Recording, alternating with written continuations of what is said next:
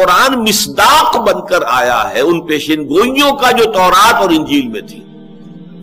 تورات میں جو ذکر ہے حضور صلی اللہ علیہ وسلم کی بعثت کا، گویا کہ وہ ابھی تک انفلفلڈ پروفیسی تھی جب تک کہ قرآن نہیں آیا، تو گویا کہ قرآن نے آ کر اس کو فلفل کیا، اس پروفیسی کو۔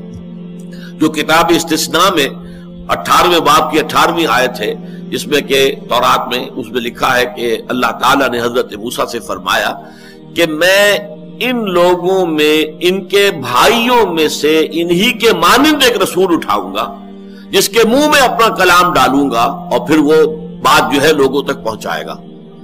یہ جو ہے میں نے شاید آپ کو پہلے بتایا بھی ہے کہ 3 سال قبل ہمارا ٹینا جو ہے تنظیم اسلامی نارتھ امریکہ کا اجتماع ہوسٹن میں تھا۔ یہ امریکہ کا یونائٹڈ اسٹیٹس آف امریکہ کا جنوبی ساحل پر ایک شہر ہے بڑا، تو وہاں ہم نے ایک سیشن میں ایک عیسائی عالم اور ایک یہودی عالم کو بلایا تھا۔ تو یہودی عالم نے وہاں پر جب گفتگو کی، اس سے مجھے کچھ حوصلہ ہوا کہ اس شخص میں کچھ حق کو ماننے کی صلاحیت ہے۔ اس نے کہا Islam is the ideal religion for the whole of humanity except Jews. اب یہ ڈنڈی وہ مار گیا کہ اسلام بہترین مذہب ہے پوری نوع انسانی کے لیے سوائے یہودیوں کے۔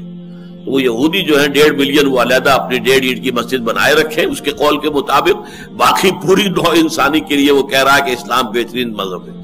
تو میں نے بعد ان سے پھر ایک ملاقات کی، اور میں نے پھر کہا کہ اس ملاقات میں کہ یہ جو ڈیٹرونومی جو ہے کتاب استثناء، اس کے 18ویں باب کی 18ویں آیت کا آپ کیا مصداق سمجھتے؟ وہ چونک سا گیا کہ کیا ہے، وہ ذہن میں نہیں تھا۔ میں نے پھر تورات منگوائی بائبل، تو وہ سوچ میں پڑ گیا۔ اس نے یہ کہ یقیناً وہ کج بحثی نہیں کی، سوچ میں پڑ گیا کہ ہاں۔ اس نے میں نے کہا کہ یہ کہتے ان کے بھائیوں میں سے، ظاہر بات ہے کہ باقی تمام نبی جو ہے اولڈ ٹیسٹمنٹ کے وہ تو بنی اسرائیل ہی میں سے آئے ہیں نا، تو ان کے بھائیوں میں کا مطلب تو یہ ہے کہ وہ بنی اسماعیل میں سے ہونے چاہیے۔ تو ان کے بھائیوں میں سے ایک نبی اٹھاؤں گا جو تیرے مانند ہوگا، یعنی جیسے کہ حضرت موسیٰ کو شریعت دی گئی ایسے وہ نبی شریعت دی جائے گی، جبکہ حضرت موسیٰ کے بعد جتنے نبی بھی بنی اسرائیل میں آئے انہیں کوئی شریعت نہیں دی گئی۔ پھر ان کے منہ میں اپنا کلام ڈالوں گا، تو حضرت موسیٰ کو تو تورات دی گئی تھی، تو لکھی ہوئی شکل کے اندر جو ہے کمانڈمنٹس تھے۔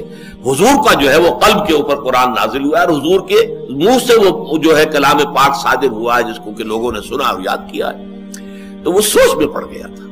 تو بہرحال یہ جو پیشن گوئیاں ہیں اور جو فارکلیٹ یا فارکلیت کی پیشن گوئی جو انجیل کے اندر ہے، ان کا مصداق بن کر قرآن نازل ہوا ہے، گویا کہ ان پیشن گوئیوں کو سچا ثابت کر رہا ہے قرآن اپنے وجود سے۔